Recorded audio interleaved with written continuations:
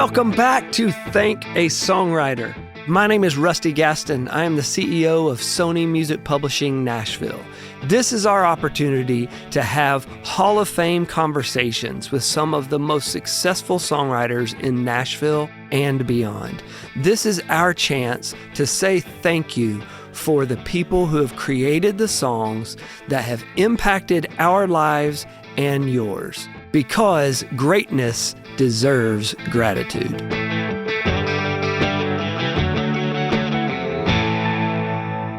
Good morning. Welcome to Thank A Songwriter. Today, our guest is country music superstar Kix Brooks. Kix, thanks for being here. So nice to be here, Rusty, in the the Hall of Fame. I mean, what an honor it's been. I think I've been writing in this building for 33, 4. Yeah. What year is it? Well, did you come here in 1990 or 91? 80. Well, but to Sony Music Publishing. Yeah, it was like 83. Oh, wow. When Jody Okay. Williams was here. Yeah. Don Gant was my first publisher in 80, I think, or maybe 81. And then It was just called Tree then. this was Tree. Yeah. Right. Yeah. Right. But I was singing demos here, like, all the time. That was, and again, getting to think that Bobby Braddock and people like that thought I could sing good enough to sing the songs they're pitching to Billy Sherrill. I wasn't smart enough to know how intimidating that was. That would freak you out just in itself, knowing that. When you came here from Louisiana, what was the catalyst that you knew it was your time to move to Nashville? Well, back to my friend Jody Williams again, who's had a lot to do with my entire career in every aspect. But Jody and I were roommates in high school and military school. And Jody got tired of it after about a year and a half. And we actually had a duo there. Jody's a good singer if you never heard him sing. And Never heard him sing? No, he's a good harmony singer too, and he had a Grand Ole Opry history with his dad owning Martha White Flowers. So they sponsored Flat and Scruggs and whatever. And he, was telling me all about all this stuff that I didn't know anything about. It all sounded really cool. And of course, even being in Tennessee, for me, a Louisiana guy, they had picking parties and stuff up here all the time that on the weekends, we didn't have anything to do, high school kids, and we'd hitchhike out there to hear 4-year-old kids just wear out mandolins and banjos and stuff going, oh my God, I'm trying to freaking play a G chord and rhyming cat and hat at the time. But It'll blow your mind. yeah, anyway, I wanted to go, after I got out of college, I wanted to go to New Orleans and see if I could cut it in those jazz clubs. Had always been and I loved Tom Waits writing, and him and Ricky Lee Jones were down there at the time, and there was this whole cool vibe going on. A lot of great songwriters, believe it or not, in New Orleans. And there was a whole country thing down there too, just filtering down over from Austin. I mean, I can't tell you how many times drunks came up and put 20 in the tip jar, wouldn't get back to their seat, but I'm halfway through Redneck Mother, and they come back up and go, play it again. Oh, wow. It's like, yeah. I mean, that whole Austin movement was big over there too. So it all kind of made sense. My last run was 72 nights in a row, 5 nights a week on Bourbon Street, playing from 9 at night till 6 o'clock in the morning. No way. 45 minutes on and 15 off. And then I'd run down to Felix's and eat some oysters and grab another beer and back in action. Yeah. But that was definitely combat zone. And that's college in itself. That's that's going to boot camp. Big time, especially when you're one guy with a guitar. Yeah. Because I'd had bands in college and stuff like that, but, I was kind of on my own down there and just figuring it out. But you got to learn how to perform quick in those Exactly. rooms. And you got a double door here with a bar stool in it. That's Bourbon Street. And you got about 50 people sitting in front of you right there going, what are you going to do? Yeah, entertain us. But I was playing a lot of old 30s and 40s songs, Ain't Misbehaving and that kind of stuff. And I was just kind of learning some ragtime picking, learning finger picking a little better than just banging around on a guitar. So all that stuff came in handy later on. So that would have been in the late 70s? That would have been 79. And going to New Orleans, I stopped at Jody's house. He said, man, come on and see me. And we stayed up, almost watched the sun come up singing songs for each other. And I just played him a bunch of songs that I've been writing. And he said, man, he goes, just stay here because you can make a living doing this. I said, Jody, these songs aren't that good. I said, and I got to go to New Orleans. I got to see if I can do this. And after that 72 night in a row run, when I could just barely talk in the morning, I'm like, I got to get out of here. And I really wanted to be a songwriter. I mean, Jerry Jeff and Guy Clark and Towns, and, those names are thrown around a lot, but they really were inspiring me. And also, Ray Benson and Nitty Gritty Dirt Band, and I was opening up for all those guys because just like in New Orleans, I can make a lot of noise with the guitar. I could sing real loud, and I knew a lot of songs. Yeah. But I didn't know any cover songs. I was never learning popular stuff on the radio. It was always that kind of undercover stuff that was coming out of there, a handful of Buck songs, and certainly Hank Williams, where I grew up in Shreveport, home of the Louisiana Hayride, and that's where Hank Williams, went out, when he lived there, because he moved out of the Opry when he basically got shunned in Nashville, and in Louisiana, raise all the hell you want, Did you write those songs? We love to see you next Friday night, you know? Come on down. Absolutely. So just kind of took all that history, and I called Jody up and said, you think I could really make a living writing songs? He said, get your butt up here. And I did. And I guess besides later on, my humility experience with Roger Sovine, first, Charlie Daniels had not Bob Montgomery, but Bob Johnson, a producer that actually brought Charlie to town. And I think that's right, Bob Johnson, isn't it? And he cut Dylan, Okay. And when he came to town, if it was Nashville Skyline or whatever album it was, and put Charlie Daniels on those records playing guitar. And so Charlie, as a return favor, Bob had kind of gotten older and whatever, and he brought him to Nashville. So Jody goes, you need to talk to Bob and play these songs for him. He goes, and we'll get a real opinion because he's a big-time music guy and whatever. So I played him, 5 or 6 songs, and he was very nice about listening. He didn't have a tape to stop. Yeah. And I got done, and he said, these songs they're okay. He said, these are good songs. He goes, you can obviously write a song. You can put words together. He said, there's no professional songwriter in this town that couldn't write any of these songs in 30 minutes. He said, you need better hooks. You need to make sure every line's put together right. You need to be more creative with your lines. He said, that's really all I got for you. You need to keep writing. Yeah. So I'm like, okay. Yeah. So did you take that as inspiration to say you're on the right track, or did it deflate you a little bit? Sure. How did it feel at that time? I'm a stubborn son of a gun, and I took it as truth. Yeah.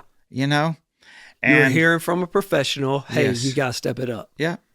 And Jody got me appointments at, Screen Gems, Cool Gems, at Warner Brothers, at like 4 or 5 real publishers, and basically, and I wrote some more songs, and I knew they were better.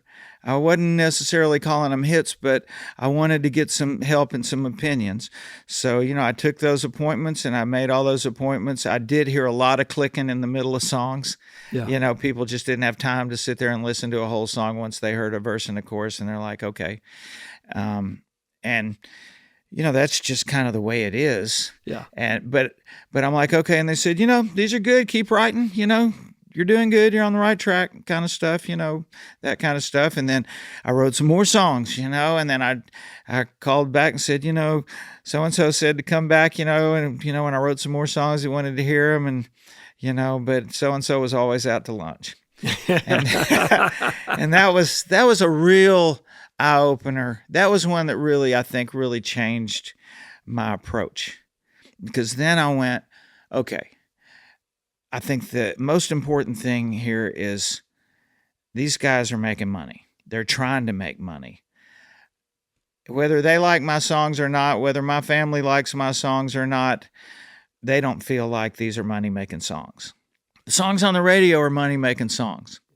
So I started pulling songs off the radio, taping them on my cassette, listening to them, writing down all the lyrics, learning those songs and what the chord structure was, how the melody was working against the chord structure. What are they doing? And probably having a little bit of sense of, if I write a song like this, it's probably going to be too late. Right. It doesn't mean that if you write The Gambler at that time, it's not going to work. Right. Because a great song's a great song's a great song. And it's going to fit in several eras, you know, whether it's real country or this or that. If it's really a break your heart SOB, right, you know, that's the difference. But if you're writing what I'd call a ditty or just something that's the radio loves, fun for the radio, it's disposable in some way, but you're going to make some money from it, you need to be thinking ahead a little bit. Right. Because the next ditties it's moving, that shit's moving all the time. Yeah. It's going fast. So it is. And so then I started writing like that. And just writing myself songs and playing them at Bluebird Cafe. That was our hang. You know, that was where we drank. That's where we played. That's where we took auditions. If we were good enough, we weren't auditioning anymore. They're glad to see you walk through the door. Hey, what time you want to go up? You know, and I made it that far. And that's something in itself to think about. When you walk in the door of the Bluebird, they say, do you want to play? Yeah. Of course, the Bluebird wasn't famous. Right. It was just a hang. And those of us on Music Row that were, you know, drinking after writing, were like, let's go down to the Bluebird. It just became a good place to drink. Amy, you know, would actually serve us some drinks we didn't have to pay for, you know, if you guys are any good. And she believed in us. And Bob Dole, who became a Garth Brooks' manager. Yeah. He was working at ASCAP at the time, which is one of our performance rights organizations. Yeah. Basically, if you're a songwriter, they go get your money for you that's played on the radio. Right. And when I got done, like on TV, Bob came up to me. He goes, man, he said, I really like those songs. I go, well, thank you, you know, and I was packing my guitar up. He goes, you got any more songs like that? I go, man, I got a lot of shitty songs. How many you want to hear? He goes, well, I want to hear some more. He goes, I work at ASCAP, and if you'll come by to my office, he goes, I go, when? You know, he goes, well, come by tomorrow. He goes, 10 o'clock. I said, awesome. And I did, and I played him some songs, and he called Don Gant, who had run this organization, Tree, when everybody from Roger Miller to Sonny Throckmorton to you name it, Tree was on fire. I think Sonny Throckmorton had gotten like 91 cuts in 2 years, you know, 10 number ones that from Middle-Age Crazy to, man, just so many great hits, you know, and it's still... Got to see him at the Texas Songwriters Hall of Fame recently, and he pitched me a song, like a cool song, like while you were there. No, like the week before I got there, you know. And he had thrown it in AI. He goes, "Puddin'." He calls everybody Puddin'. I don't know about this AI stuff. It sounds kind of creepy, but anyway, I can't really play guitar very good. But anyway, and it's cool, but it's Throckmorton. It's not The Way I Am or whatever, but it's. But it's really neat, you know. Anyway, awesome. It's cool to see. Shit, Sonny's got to be 90. I think so. Yeah. Don Gant. I played him those songs that I'd played for Bob, and he basically said the same thing. He goes, man, I don't think you got a hit here, but I don't want you walking out that door and going somewhere else. He said, I'm not going to give you any money.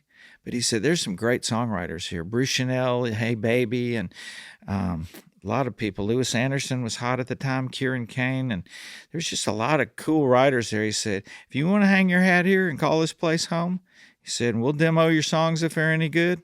He said, I'd like you to be here, and you can play your songs for me, and you're not going to get any bullshit out of me. He said, I've helped a lot of people become really famous songwriters. He said, and he said, I produced Jimmy Buffett's first 5 records, including Come Monday, and sang all the backgrounds on those things. So, I've got a little history in the music business, and I'd love for you to be here and share some of that with you. I said, man, I was so excited. I walked out the door, I'd pay to be there just to have somebody his caliber. And I'd heard before I went to take a meeting with him, just everybody around there go, man, Don Gant. is the freaking publisher. Yeah. And knows the songs. And I learned that too from him. I learned his gift was he would inspire you to a level of just wanting to make him proud. You know, we would write all day long.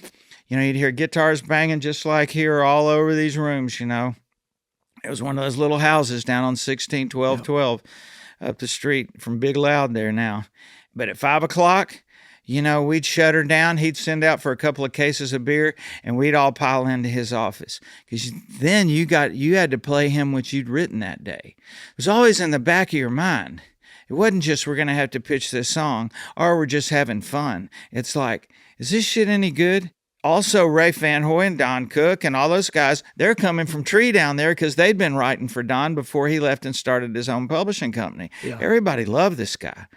And so they're all piling in the room. And then we're pulling out guitars, and it's one at a time.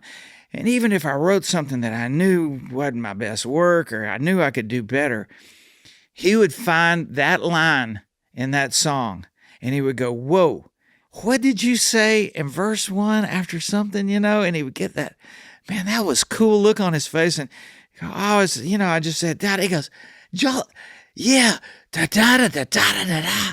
And he would make some line just become magic. Just like, I can't believe you did that. And you would know what he's telling you is more of that. Yeah. That's great. You can turn a phrase that good, pal. Yeah. So start turning. You know, the rest of this, it's okay. Because you knew after 5, 6, 7 people had played, and we're all trying to do better. We're thinking, I got to do better.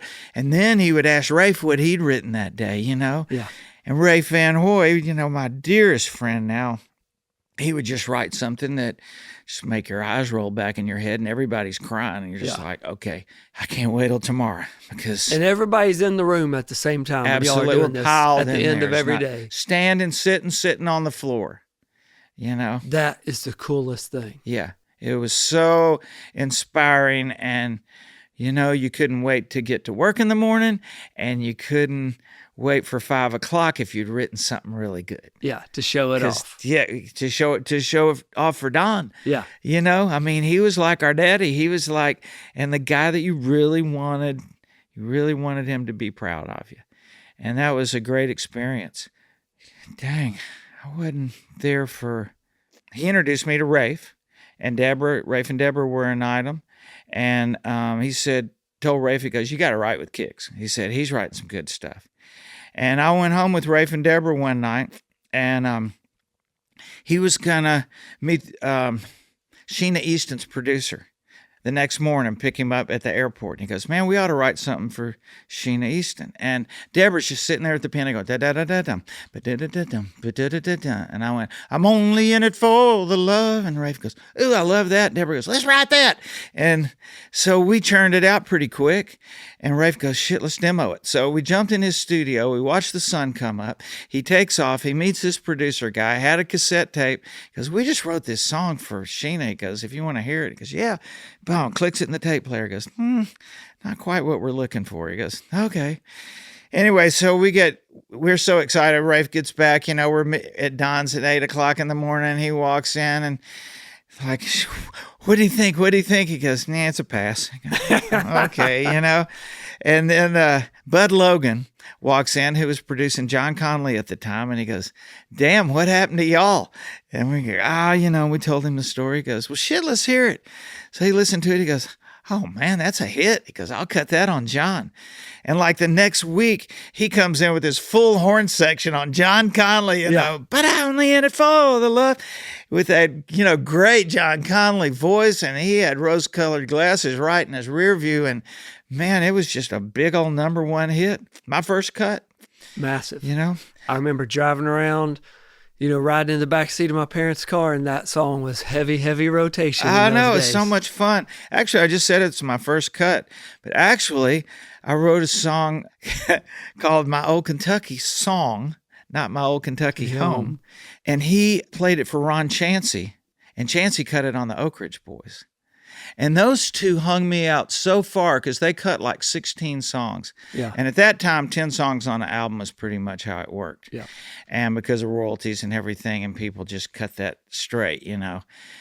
But I called Ron up, you know, and I said, because I would ask Don, I go, would you please tell him? Because when I found out it got cut, I'm so excited. Literally, I remember in my apartment, leaning against the wall with tears coming out of my eyes. My first cut. I mean, the first cut is definitely the deepest. Yeah. I mean, you get holds and all that, and we love this, and it doesn't happen so many times before somebody actually, especially the Oaks were the hottest thing going at that time, you know? I mean, they had just come off Elvira. Everything they're doing is million seller. Nobody's selling a million at the time. I mean, it was just crazy. Alabama, you know, was fixing to get in that rarefied air, but anyway, and I called him up. He goes, Gant's like, you call him. I said, you're a grown man. Shoot, and I got his number.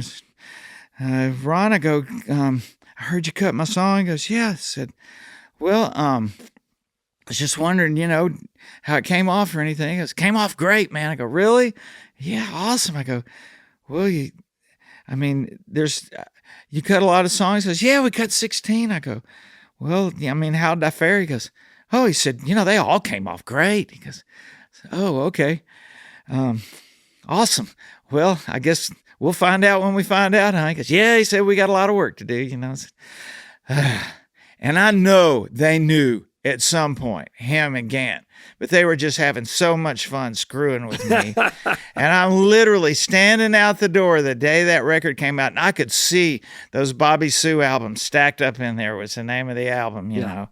Yeah, and when they opened the door at Tower Records, I was the first person through the door, went straight there, and I pulled that album out. Flipped it over and went, oh my God, it's on there. Yeah. Oh my God. All of a sudden, you got 1 million sales, you know, it's 7 cents on a song, and damn, I'm a professional songwriter. Gant gave me $100 a week. I went from just acting like I was a Don Gant writer to I actually was. Yeah, you really were there. You know, yeah, and I dug in. And then, me and Rafe and Deborah wrote that song, and I had some royalties coming in. And then I wrote this song with Dan, who wrote Bobby Sue. You know, Dan, or maybe you don't. I'm sure I know his name. It'll come to me. Forgive my brain fart there. Dan, sorry about that. But it's funny because it's the only song we ever wrote together. But he wrote Bobby Sue on that album. So we were laughing about it. So we ought to write a song together. He shows up, and I had this idea called Modern Day Romance, and do it about an adventure story. And we wrote this song. And Gant just loved it. And I dug it. Everybody was kind of digging it. We cut a good demo on it and just started pitching it. And everybody we pitched it to put it on hold. And nobody cut it. And it just kept getting stuck and getting stuck and getting stuck. Nobody did it. And I finally told Don, I said, I don't know who else to pitch it to. I mean, everybody, Randy Travis, everybody put this song on hold. Alan Jackson, everybody's liking this song, but nobody's recording it. I said, Gant goes, hey, we'll cut it on you. He said, I'll find you a label, or we'll make a label. Okay? We'll put this freaking song out. Yeah. He goes, you sang the shit out of it. Let's do it. So he cut the record on me. This guy named Tom Neff, who's a local movie maker in town. We cut a video. We climbed the steps up at Percy Warner Park there at the end of Belmead Boulevard. Yeah. I sat there with my guitar. I sang it. He made a cool video with film, 16 millimeter film, looked real neat, whatever. We're all packaged up. Paul Worley calls me, go, hey man, I just cut a hit on fucking Dirt Band with your song, Forgive My Language. It's his language, but we're all good here. Anyway, there you go. And I threw my video and my record in the trash. No way. I could not have been more excited. Are you kidding? Yeah. Dirt Band. One of my bands, man. Yeah, they were killing. A band that's having #1 records right and left. I'm a freaking songwriter, Rusty. Yeah.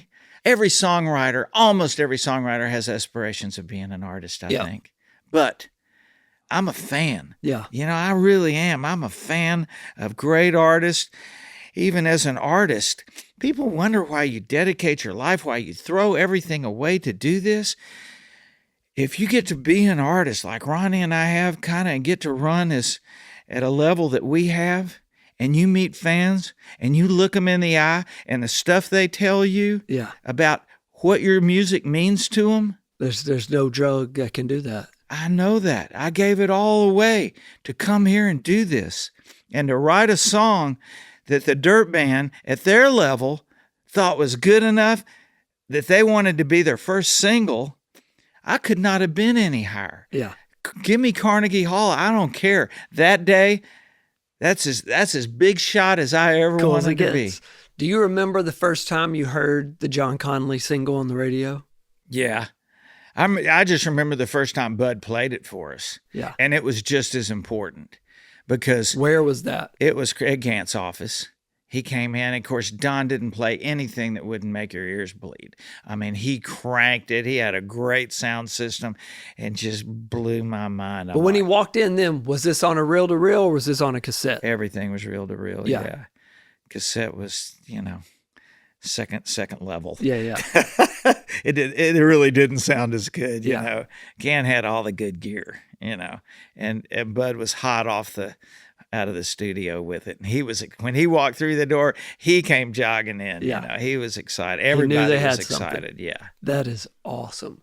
So those years of writing those songs, I love that story about at the end of the day, y'all all getting together, you having some beers, you're playing these songs. You were making your friends that you were living your life with down on Music Row.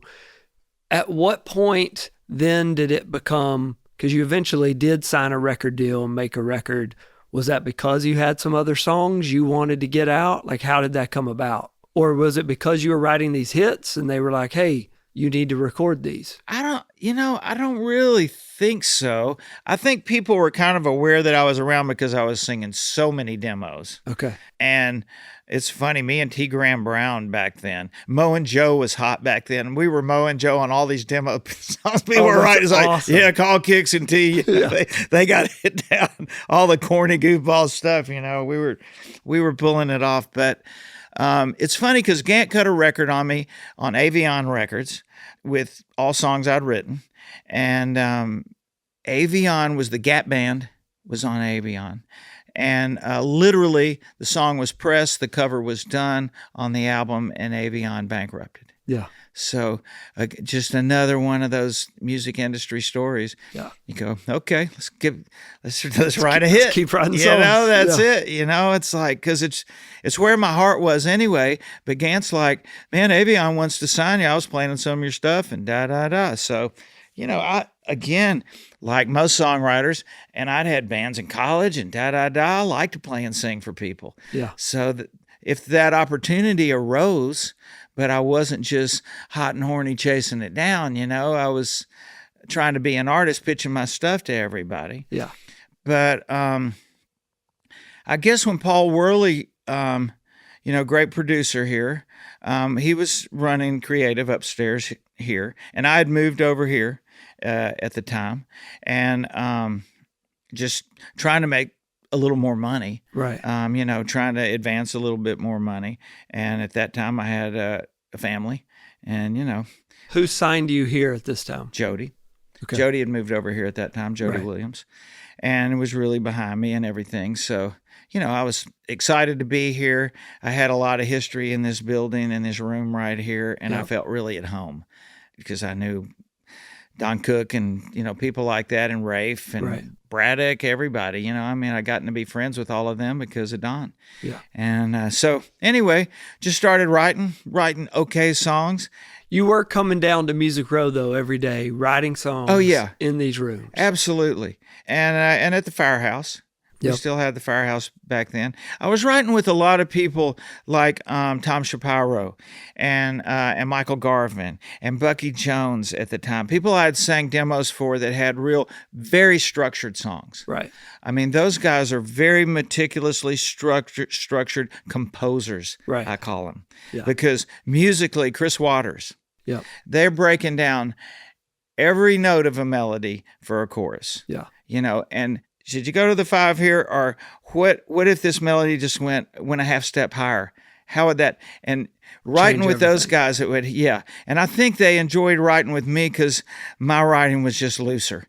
Yeah. It was more shooting from the hip, and because of where I came from in Louisiana and whatever, pretty rustic, and just just a lot of off the cuff phrases and stuff that they hadn't even heard before necessarily. They were a little more, just a little more upright, structured the way they did You were things. bringing a language that freshened up what they were doing. Maybe so, and they certainly gave me tools that I never would have thought of, that I didn't overuse because I wasn't educated with those tools. Yeah. I actually went to music school. I understood, theory and composition, but I knew I wasn't a good enough guitar player to be a session player. And honestly, the more I learned, I knew where I could really make a living if I really got after it and really put my thinking cap on, and whatever creative that I had. And that's something that I tell people, that I could probably maybe make a living writing songs. It's what I wanted to do. I was going to give that my best shot. But I do know now, without envy or jealousy, that there's a gift that comes with this craft. I know Guy Clark was insulted one time that a record label, which he allowed him to do, to call his album The Craftsman. Yeah. Because he could craft songs. He didn't like being singled out for that. Right. Because what I have learned here is I've written with so many people, Wiseman, and you can hear it in the stuff that Morgan and people are doing now. That's an elevated gift. Yeah. That they've got a craft, and they write with good songwriters who are crafty too. Yeah. But I know all of them did that before they've reached this level of success. Right. Because I've written with several songs with Craig, where I bring a good idea to the table, would have some good lines that he liked, and then, we'd mouth breathe for a minute, which is what I call it when you're looking at each other and going, trying to think of that next one. And Craig would just stand up, get a cigarette, go stand in the corner, turn his back to me, and he grumbles, he's like, and then he'd turn around and spit out half a verse of the most incredible shit you could imagine. It's like, wouldn't matter how long I went and sat by myself in a room, it's not going to happen. Yeah. It's gifted. And again, I'm not putting myself down to the fact that I don't have a gift. But you write with enough people in this town, just like you're around enough guitar players, it wouldn't matter how many 10,000 hours I put together, I'm not going to play guitar like Keith Urban. Right. God has given him something special, really special. Yeah. You got to practice. You got to be great if you got a gift, but everyone is not gifted to do this. Right. And I've been around a lot of frustrated people that try to be songwriters, and I'm not telling people don't do it, but if you want to make a living at it, everybody doesn't get that opportunity. Right. I feel really blessed with the amount of gift that I have and the work that I put in, that I've been able to make a living writing songs. Yeah. Not a huge living, not like some of the guys I just mentioned, but fortunately, I feel like probably the best gift I have is maybe being a communicator. Yeah. And that's having the ability on stage, with the amount of vocal gift I have and guitar playing gift that I have, the ability to embrace a crowd and somehow us be friends pretty quick. Yeah. Is something that I have really made a living at. Yeah. It's a tremendous gift. Would I ever be so asininely stupid to say I sing like Ronnie Dunn or as well as he does? I knew immediately the way he holds air in his gut, that thing they were talking about to me about music school, Yeah. I finally, after years of talking on the radio, figured out how to do that. And I wish like hell in our heyday, I could sing as well as I do now. I finally figured out how to sing. And it's a lot more fun on stage than just huffing and puffing up there. But, Yeah, there is that thing which has allowed me, the long-winded point that I'm trying to make has allowed me to really enjoy being in the music business. Yeah. Because so many people you get together with are so disgruntled. Yeah. There's so many things about this business that'll beat you down, Yeah. that'll turn you away, that'll tell you you're not good enough, that'll ask you what you're doing here. Yeah. You know, a friend of mine who's a song plugger at another publishing company, I might have told you this story because it's one of my favorites, got an email from a guy said, I'm looking for a publishing deal. I've written over 3,000 songs. And he just fired back, send me your best 1,700. You know, it's like people, I worked in a music store for a while. People always tell me, you know, I've been playing 30 years. You know, they pick up a guitar and you go, yeah, but you don't know how to play. Yeah. You know, it's that coming to Jesus that I finally had about my songs aren't as good as those songs on the radio. Yeah. Believe it and figure out how to get them there. What's the difference? Yeah. When you were getting the chance to sing all those demos, did you find the biggest benefit of you're getting to sing these demos, that songs that eventually would go on to get cut, go on to become hits? Were you learning from those songs you were singing, or did you get more benefit from making the relationship with that songwriter and then start writing with that songwriter? Which one of those brought the most value as you were developing along? I think I realized the songs that 90% of the people and that is where I met Tom Shapiro and people like that. We got to be friends. Yeah. And they were very complimentary of my singing. But what I realized with their songs, and they were getting those songs cut too. Yeah. Because they might be songs that weren't as deep as, and turn the phrase like Throckmorton was writing. They weren't that Texas, you know, that thing that's like, woo. Yeah. That country poetry. That is poetry. Yeah. But they were songs that you got it immediately. And there was there were no warts in there. Right. There were no bad lines. Every line made sense. Every line led to the next line, whatever. The choruses were hooky, and that's a good song. Yeah. It's not like The Gambler, but it's like they're writing this stuff every day. Yeah. You know, it's like they really know how to do it. Yeah. And so I wanted to learn that. I wanted to learn that thing too. Yeah. And you were translating and bringing those songs to life for them. So then, of course, they wanted to be in the room with you to start writing these. I guess. But it worked out. Thanks. So when Tim Dubois brought you and Ronnie together, the label was relatively new. Arista was new. But this year, you're celebrating the 35th anniversary of making Brand New Man in this studio. Will you tell us some memories of this particular room, making that album? Y'all wrote those songs in this building, pretty much, other than the ones Ronnie kind of brought to the table beforehand? Yeah, and the whole deal quickly, if I can even do that, because I'm not very good at quick, as you probably learned in this interview so far. Donna Hilly wanted a production company because she had Paul Worley upstairs. Great producer. Yeah. And Don's a really good producer. You know, I learned that just from the songs we wrote. Don didn't want to sing and play, but he loved sitting in the control room, and he always had great ideas. Is that how y'all's relationship started? Was for you singing demos with him? I sang a couple of demos for him, but he just came. I think him and Rafe were real close. They wrote, quite a few hits together. And I think because of that, Don kind of respected me being good buddies with Rafe. He's like, okay, there must be something here. And he invited me to write one day. And we wrote some songs. We wrote a song for Highway 101 called Who's Lonely Now? Yep. You know, and anyway, we wrote a song called Lost and Found and demoed it and played it for Worley. And he goes, shit, man, that sounds like a record. He goes, I'm going to go pitch this to Dubois.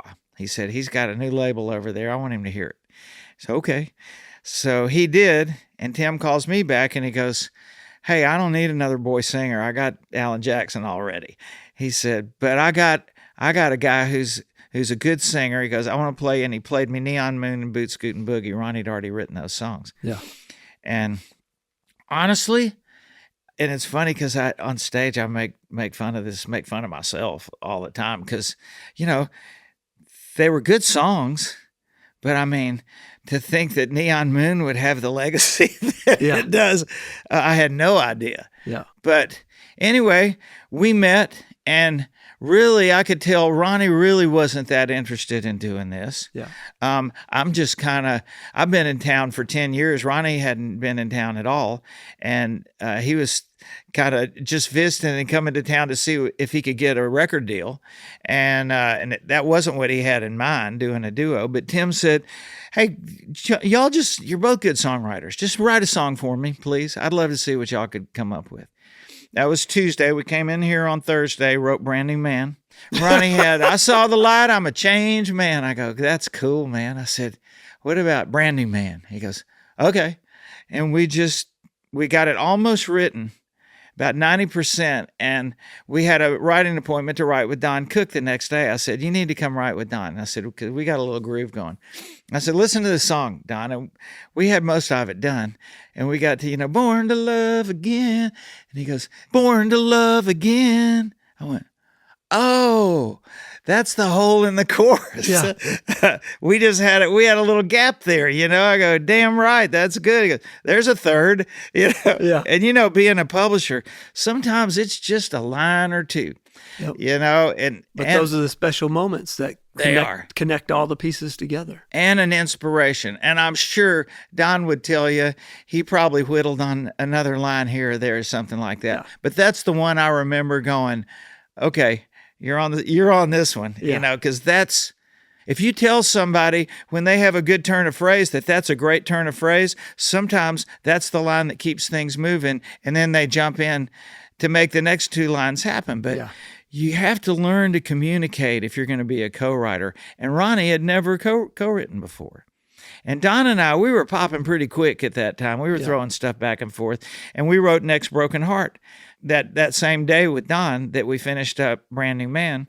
And we brought those two songs back to Tim. He goes, boys, misters, if y'all don't be a duo, you're making a terrible mistake. I said, well, let's just go cut some things. Yeah. Let's just cut these things. Well, Cook, I've got a boy that you need to hear, Scott Hendricks, who it was a great combination for our first 5 records. We took those back to Tim, and we recorded those songs right here. My favorite story was when we came in to record Brand New Man. Paul Worley was upstairs, and we cut the song, and it was really good. We had great pickers, guys who became our session guys and are mainstay musicians, now Brent Mason and that whole crew. They were our demo guys back then, right. But man, I mean, they were just blistered that freaking record, and I went, awesome. And it's so funny because then they left. We ran anything out of here, and Ronnie and I were very excited about, we'd cut Neon Moon and all that stuff. And we're listening to our demos, and I went, oh shit. I go, we didn't put a lead right on Brand New Man.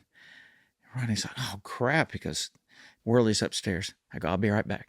So I ran upstairs. I go, Paul, we screwed up. I said, will you come down and play a lead ride for us on Brand New Man? He goes, man, I can't. He goes, I got to go pick my kids up. I go, man, we got a great cut. We got to take this to Dubois tomorrow. I said, will you please just come down? He goes, I don't have time. He goes, I got to be out of here in 10 minutes. I've got one phone call that I got to make, and I'm running. I go, I've got a guitar. I've got an amplifier all set up. I said, all you got to do, it's going to be in tune. Everything's perfect. Walk through that door, play a lead ride. I don't care if we hate it. At least we'll have something. Please. He goes, I don't have time. I go, okay, will you please do it? He goes, I'll try.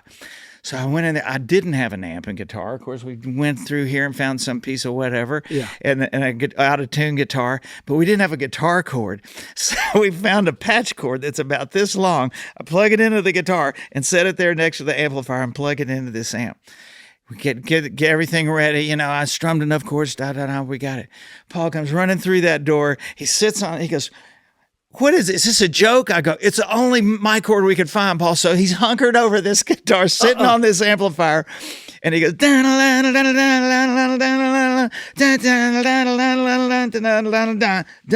bang, gone. And Ronnie and I are sitting there and I went, Jesus Lord.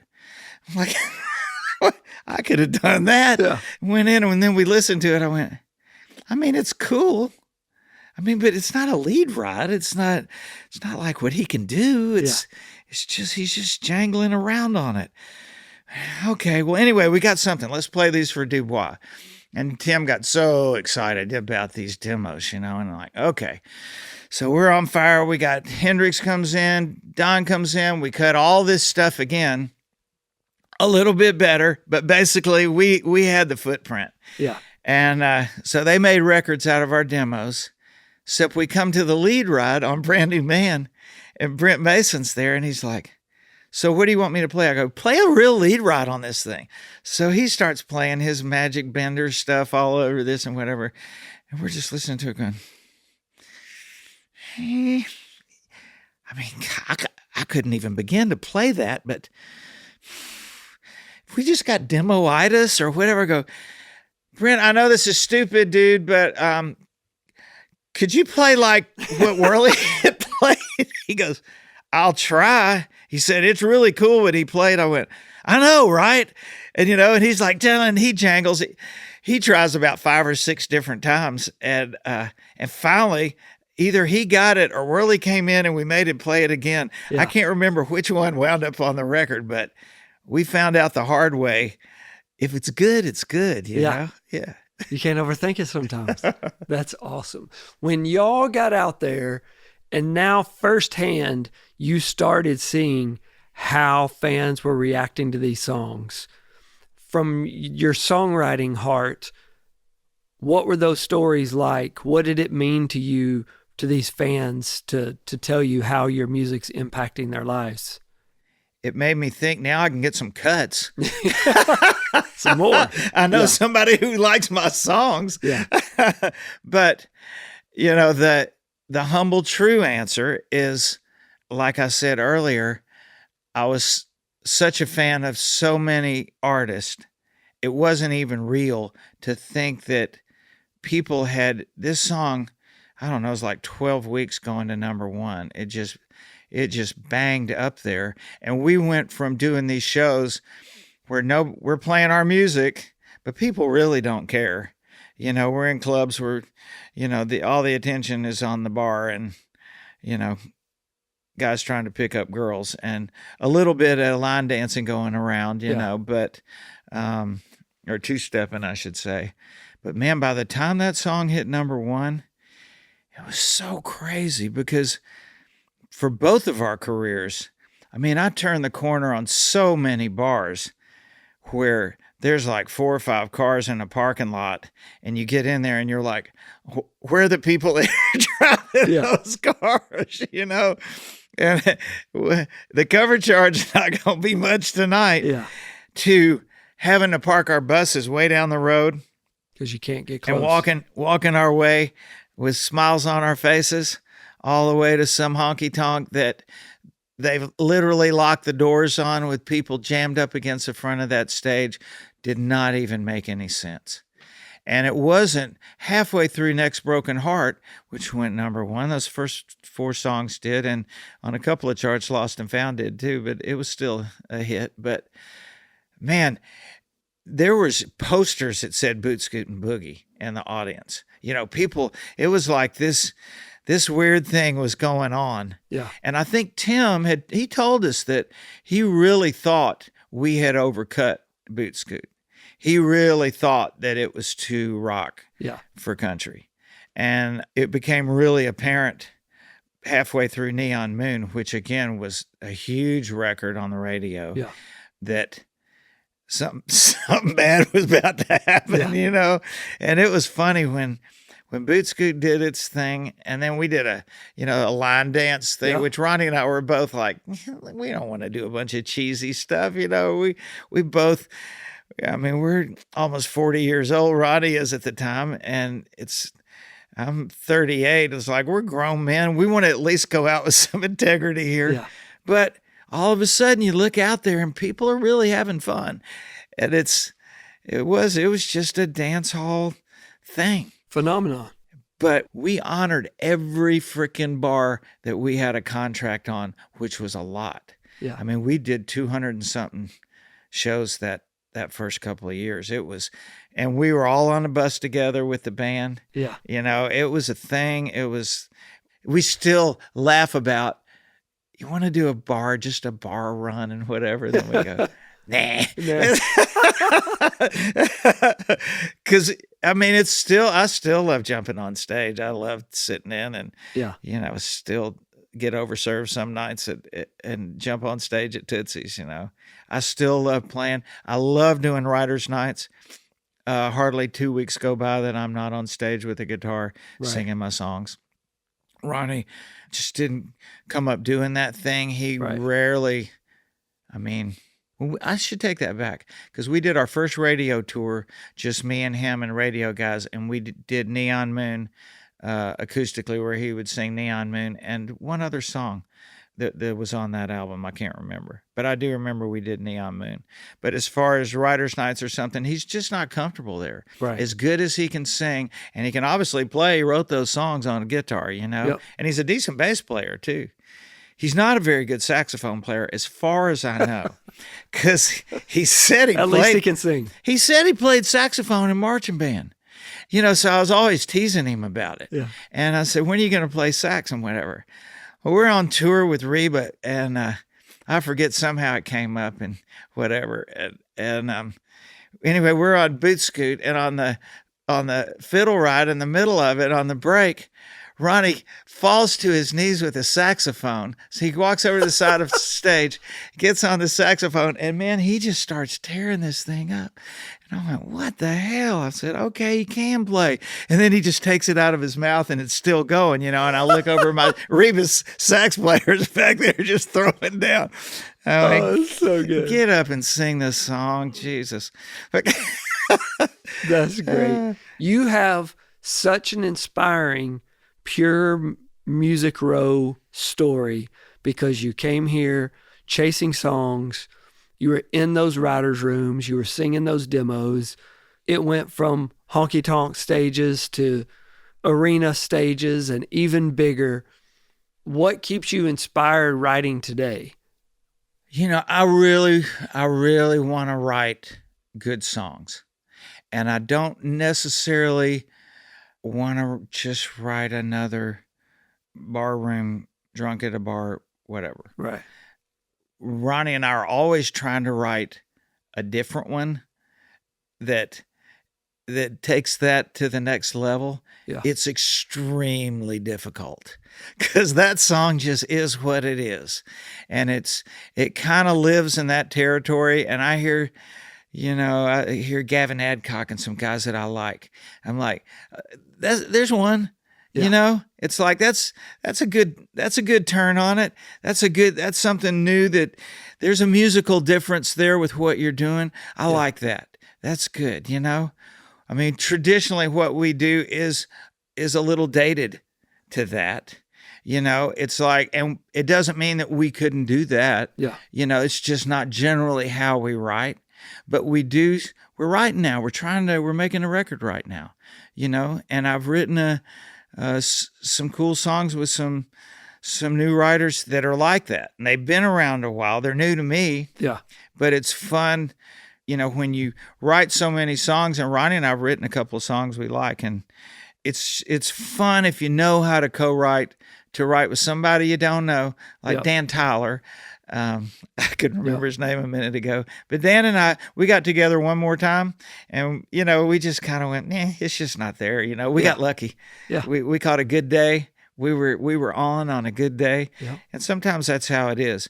And then there's some guys where, you know, I just got to do that again with him. Right. You know, I like Dan and all that, you know, but you can just feel like I might get a roll going with this guy. Yeah. You know, when you get done with this song, it's like, there's a lot of stuff left unturned there, you know. We're fueling each other. Yeah. But I think there's one song I want us to talk about, and that is Red Dirt Road.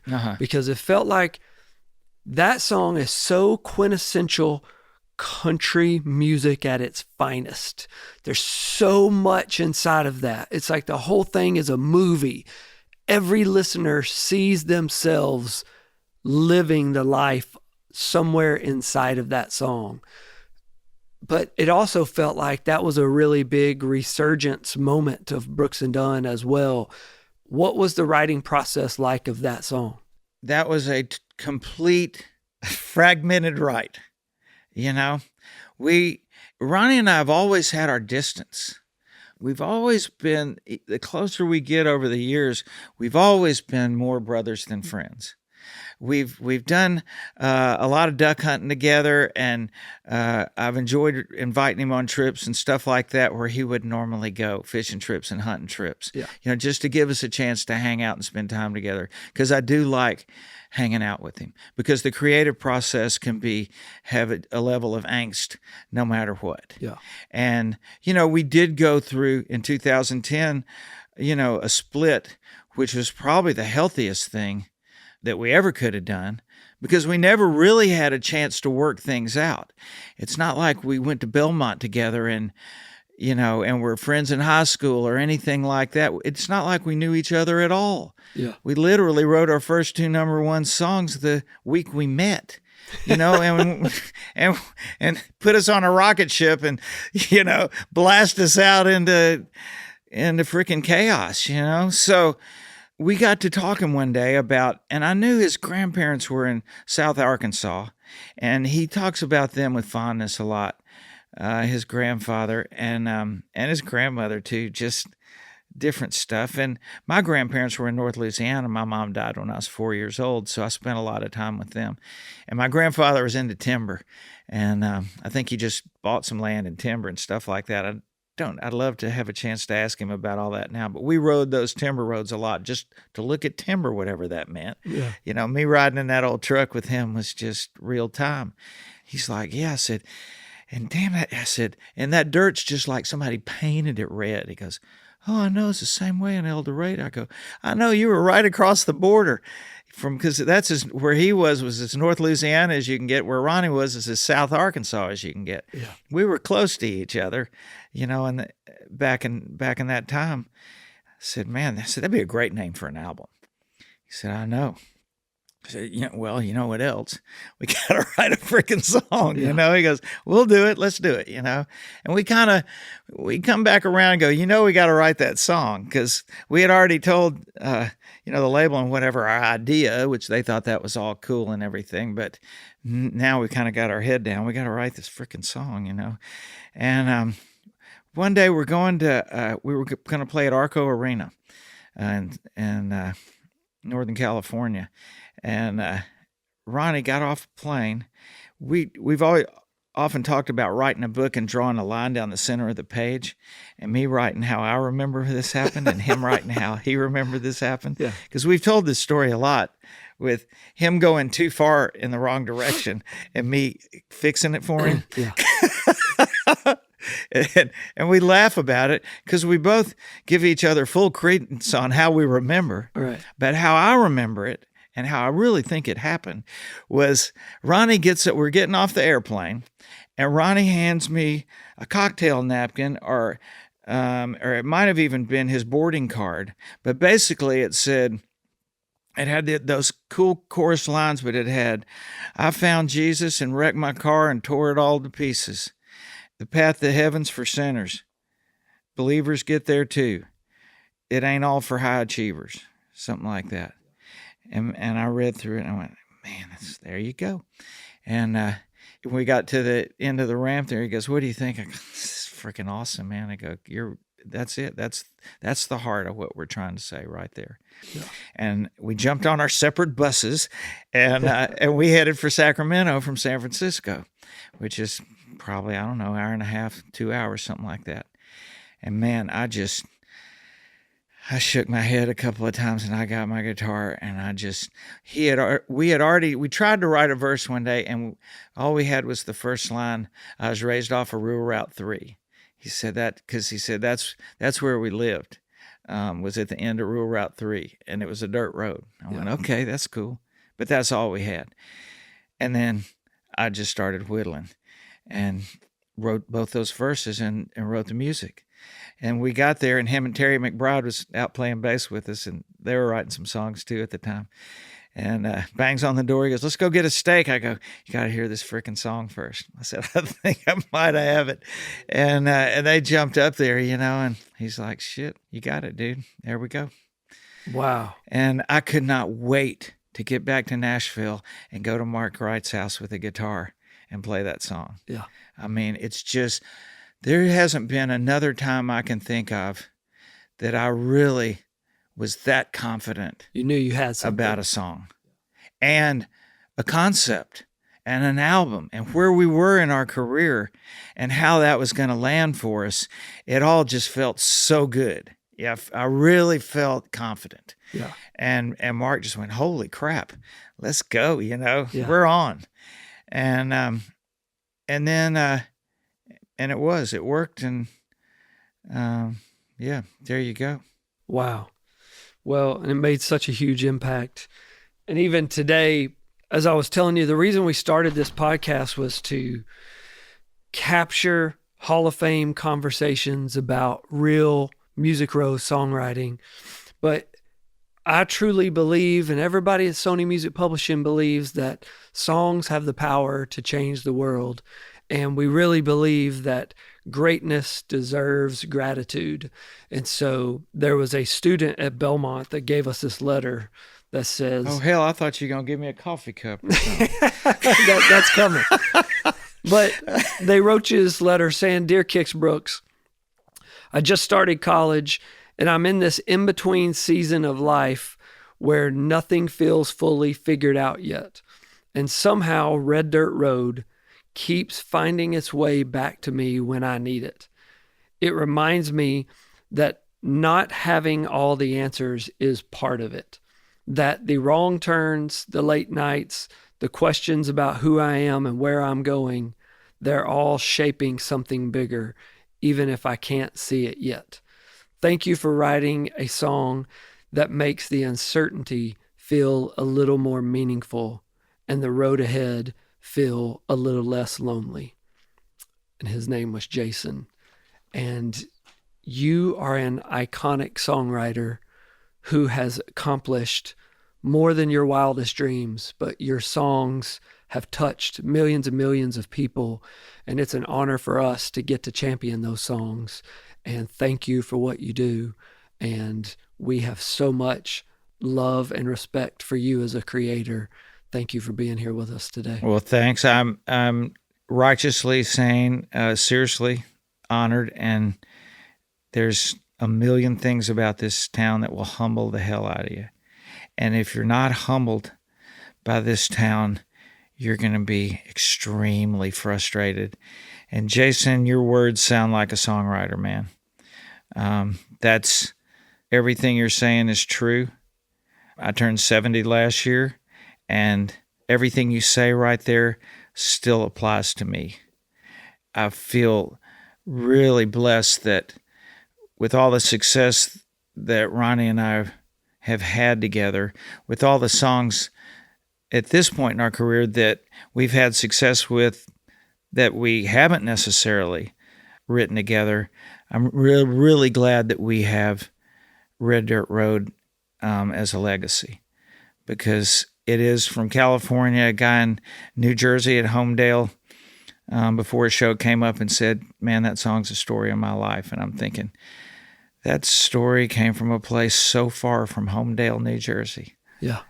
But the fact that those words came together in a way that you said that to me, man, it means the world. It really does. That's so. Thank you very much for letting me talk. I love to hear myself talk, as you could probably gather. And I love what you're doing here, Rusty. You're a great inspirational leader. I love what you're doing for songwriters here, and I'm proud to be a part of this team, just like I always have been. Well, thank you so much. All right. And thank you for listening to Thank A Songwriter, where we honor the songwriters who have written songs that have impacted our lives. Be sure to follow us at Sony Music Pub in Nashville. Send us your thank you notes, and the next time you listen to a song that impacts your life, be sure to thank a songwriter.